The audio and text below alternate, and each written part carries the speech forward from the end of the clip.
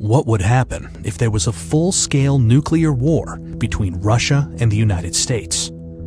Based on non-classified data, the aftermath might go something like this.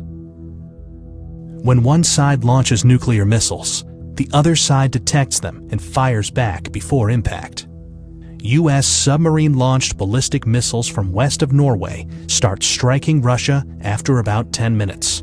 And Russian ones from north of Canada start hitting the U.S. a few minutes later. The very first strikes are high-altitude EMP attacks, frying electronics and power grids by creating an electromagnetic pulse of tens of thousands of volts per meter.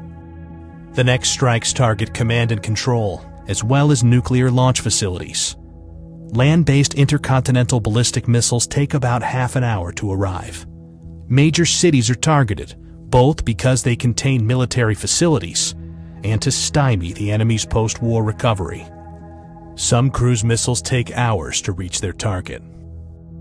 Each impact creates a fireball about as hot as the core of the sun, followed by a radioactive mushroom cloud. These intense explosions vaporize people nearby and cause fires and blindness further away. The fireball expansion then causes a blast wave that damages buildings, crushing nearby ones. The United Kingdom and France have nuclear capabilities and are obliged by NATO's Article 5 to defend the US. So Russia hits them too. Firestorms engulf many cities, where storm-level winds fan the flames, igniting anything that can burn, melting glass and some metals, and turning asphalt into flammable hot liquid. But the explosions, the electromagnetic pulse, and the radioactivity aren't the worst part. Nuclear winter is, caused by the black carbon smoke from the nuclear firestorms. The Hiroshima atomic bomb caused such a firestorm, but today's hydrogen bombs are much more powerful. A large city like Moscow, with almost 50 times more people, can create much more smoke.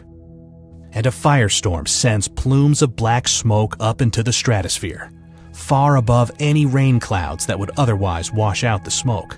This black smoke gets heated by sunlight, lofting it like a hot air balloon for up to a decade.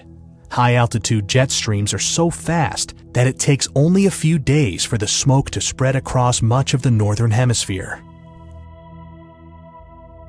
In the meantime, Earth gets freezing cold, even during the summer, with farmland in Kansas cooling by about 20 degrees centigrade or 40 degrees Fahrenheit, and other regions cooling almost twice as much. A recent scientific paper estimates that over 5 billion people could starve to death, including around 99% of those in the United States, Europe, Russia, and China. We obviously don't know how many people will survive a nuclear war.